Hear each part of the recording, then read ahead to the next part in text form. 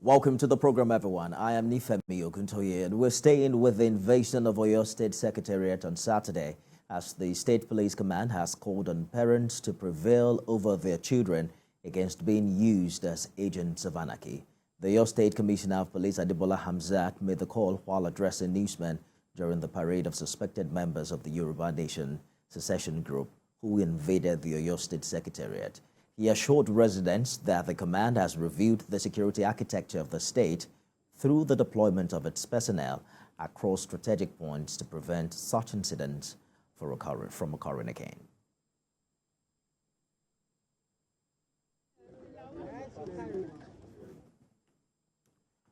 Well, we'll bring you some more details about that, but I'm joined now by Special Advisor to Oyo State Government on Security Advisor, on Security Matter, I beg your pardon, Fatai Owusheni. Mr. Owusheni, thank you for joining us on the program. We hear that the situation has now been brought under control, but what do you think happened on Saturday as a security expert with more knowledge on this matter? What happened is what everyone has seen. It's been on the news that some gang from nowhere, hoodlums, miscreants, who had put themselves together to come and, do something like a stunt, to come to the Secretariat under the claim that the warriors of Yoruba Nation, and because a proclamation had been made by their leader, Nadele, that a Yoruba Nation had been proclaimed as another country outside Nigeria. And they came to say, okay, they want to come and hoist their flag, and also establish their own structure within the Oyo State Secretariat. So that was what they did. Are you concerned that there was no intel prior to this incident informing government agencies on the activities of these secessionists? They must have been planning this for some time, right? Intel, everyone had continued to say that. No intel. It's 100%, foolproof. No matter the amount of intel you got, there's still maybe lapses. That there have been agitative groups, dissidents, secessionist groups in Nigeria and in the Southwest are not something that is new. So on this one, there wasn't any particular information or intelligence report that some people are grouping. But when they started their movement in the morning, a kind of information was received, was gotten by especially the police. And of course, that probably explained the swift and immediate action that was taken to dislodge them. If there had not been like an information from where they had taken up till when they got to the Secretariat, it may be, it might have, there might have been a delay in the response. But this time around, because they were monitored from where they started, yes, questions have been asked. If they were monitored from where they started, how come they were able to enter the Secretariat? That can be explained in many ways.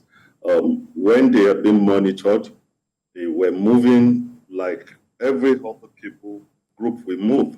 There's a thin line between when you say you disrupt a movement that you won't know will turn to be something else. There's a thin line between it. And of course, sometimes, in criminal offense, they talk of mens rea and actus reus. Sometimes you probably want an action to be taken so that we have enough evidence. But the basic thing is that they met an immediate, security ready at large to make sure that yes, they completed completing the action in order to get an evidence, hosting the flag, because if you want to prove that in the court of law, you must also be able to demonstrate that, okay, they actually did the act's rules, which is the action. And of course, immediately they started dislodging them. So you have seen the video, and we've also seen those arrested paraded. As a former commissioner of police yourself, what's your assessment of how trained these individuals are, from the military point of view? If you look at, if you listen to the way they talk, I've likened them to some fellows who had been hoodwinked, who probably had, been on a kind of drug, some cheap stuff, drug, and some kind of charms that must have been emboldened.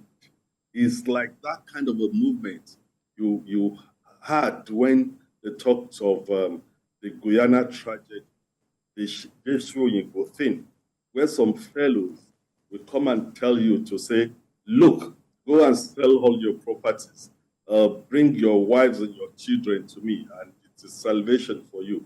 So you would see the element of being hoodwinked by some people who are taking advantage of their joblessness. Even in the course of interrogation, there was an old man who said, look, I'm a bricklayer, and because we're not getting work to do, some people had said we should be coming to attend meeting. There is the silver lining coming. Once we are able to excise the Yoruba nation from Nigeria, all of you will be getting work regularly. You will make money.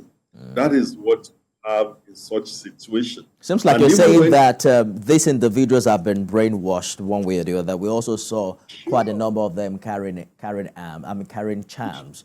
But this is not the first time this is happening in Ibadan.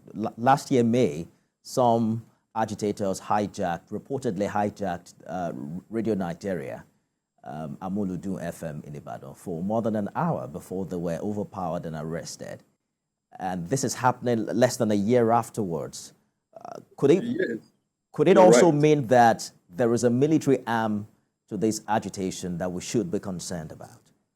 When you have such group, young people with a lot of energy who are jobless, you would have some of them that will be trained. That is why we used to have suicide bombers in places. They can tell them to do anything. Some of them don't even know how to use the weapon, because in the course of them being dislodged, they were carrying pump action. They were just, firing anyhow, and some of them had to drop their pump action and, went in disarray and started removing the camouflage they are wearing. That is not to say that they are being undermined.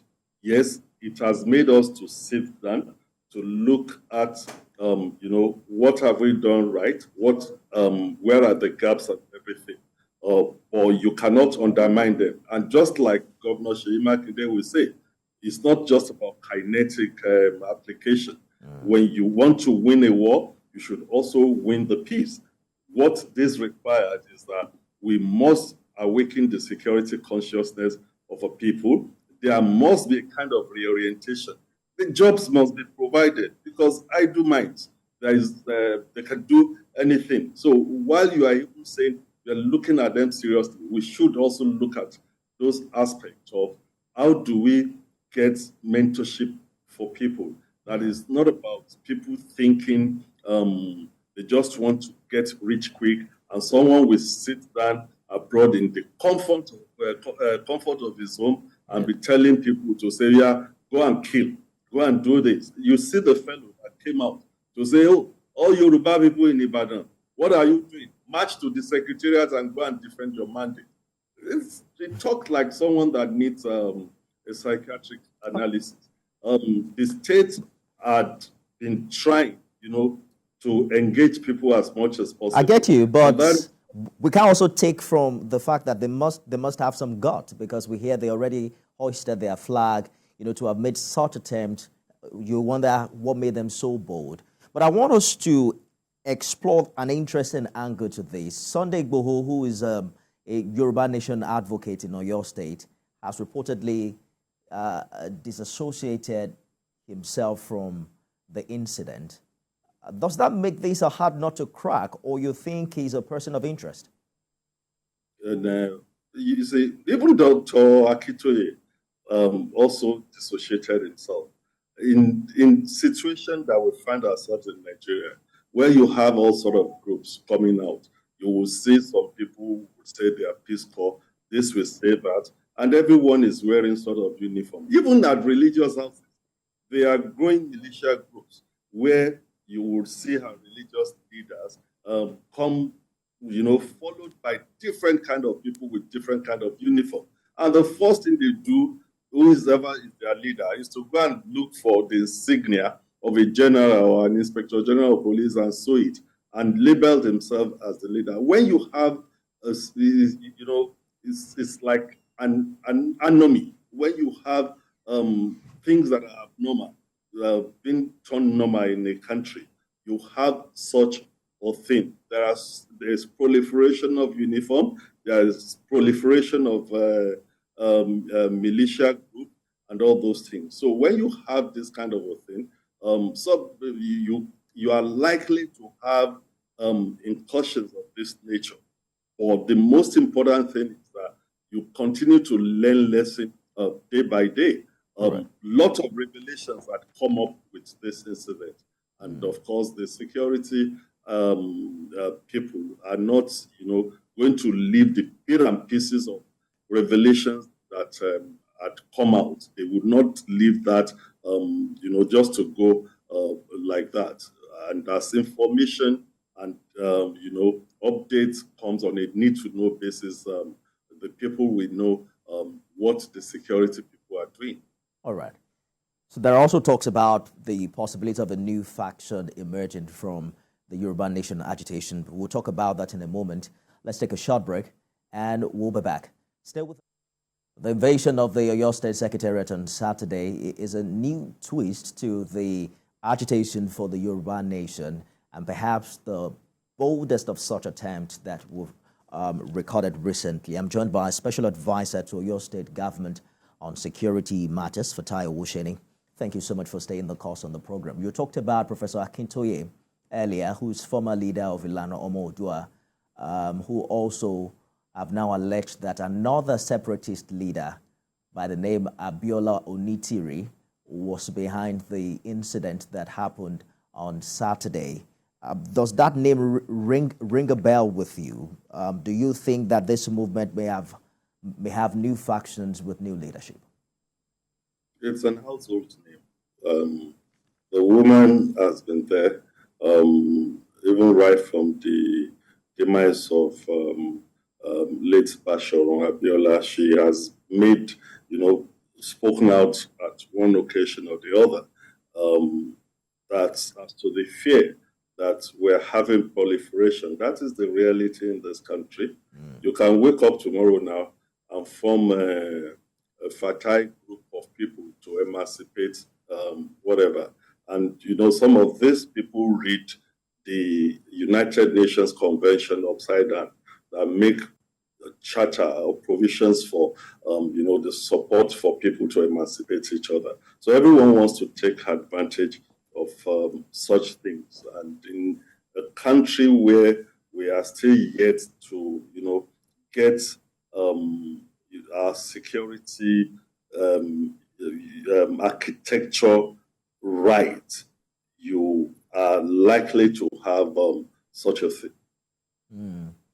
So in addition to her video, there's another video of a young man who calls himself the acting president of the new nation. Quite a number of those videos surfaced online, of secession, so to speak. But is it something you think the federal government should be concerned about, considering the Southeast situation, because this is perhaps how IPOB and ESN also began in the past years? Definitely. Yes, the nation is already concerned about security situations and, evolving crimes and all those things. So that is to say that we need to rejig. We need to make sure that we're on top of what we're doing. We also need to, have a kind of a value reorientation. Who talks to our youths that are being hoodwinked? We also should be talking of how, the soldiers of jobless people could, be given something meaningful to do. Once you have that, we need to have good role models that will be talking to people.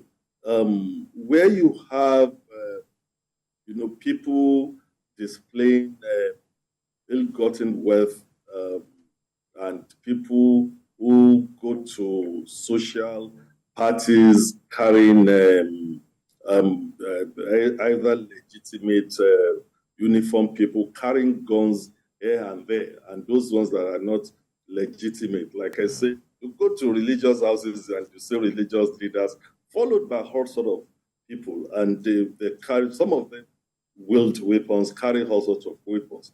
That is why the nation should come out clearly, especially with all sort of uniforms that you see outside there now.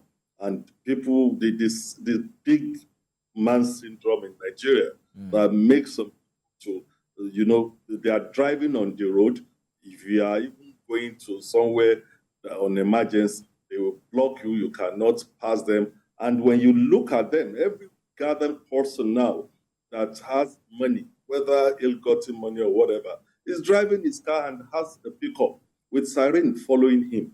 They may not be even the normal security people. So they just put people in those pickups, wearing all sort of uniforms, wearing all sort of T-shirts, and brandishing some local weapons and all those things.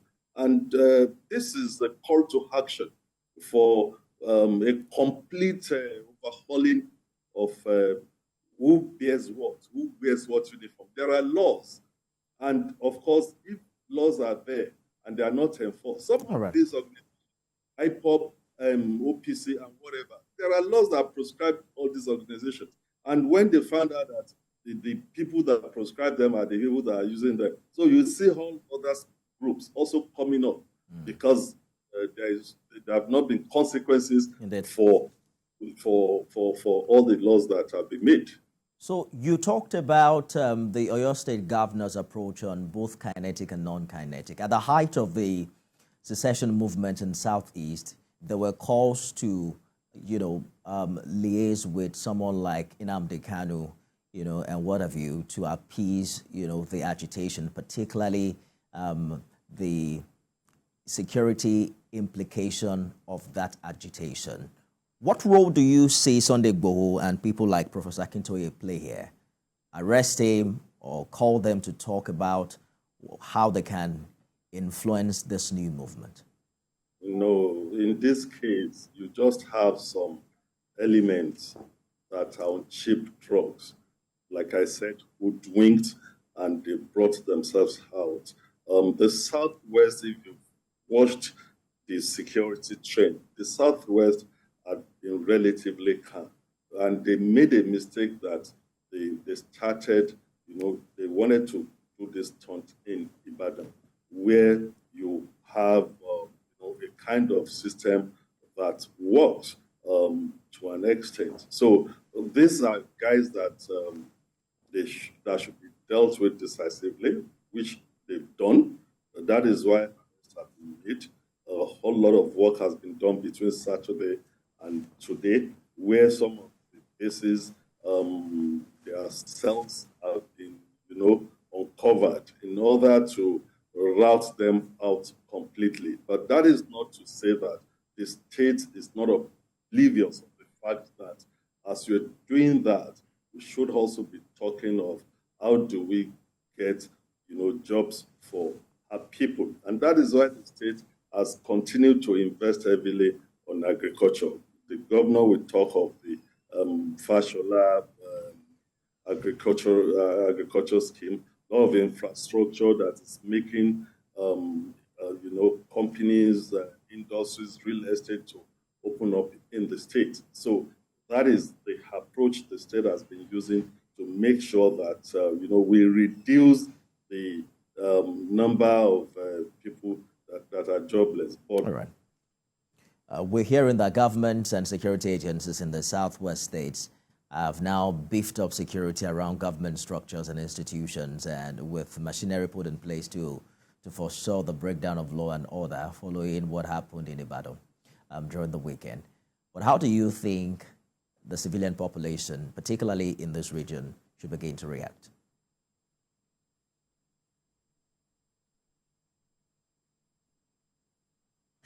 Well, we may have lost connection temporarily with Mr. Owosheni, a special advisor to the Oyo State Governor on security matters, and we've been talking about the incident in Ibadan on Saturday, where certain individuals dressed in military camouflage came with flags, planning to hoist Yoruba Nation flags at Government House in Oyo State. Prior to that time, there are videos online from one Abiola Onitiri, who claims that the Yoruba Nation has now, seceded from Nigeria. We're following that development very closely as we continue this conversation. Mr. Owosheni, if you can hear me quickly before we go, talk to us about how you think the people, particularly in the southwest region, should begin to react to this development, and what role do you see them play? We should raise our security consciousness. If you say something, say something. Nigeria, not just only Southwest, is one of the countries where, when you talk of security consciousness, we are the least. Everybody just wants to go out, fend for himself or herself. When you talk to people about, be careful, when you see something, say something, they will even say that they don't trust the government or the security agencies. It is high time. That is the element of human intelligence. If you put all the technology in places, you must still have the people, the grassroots, the people at home also coming out to say, we have noticed this unusual thing in our area. That is what we require. Special Advisor to your state government on security matters, for Owosheni, thank you so much for talking to us. You're welcome.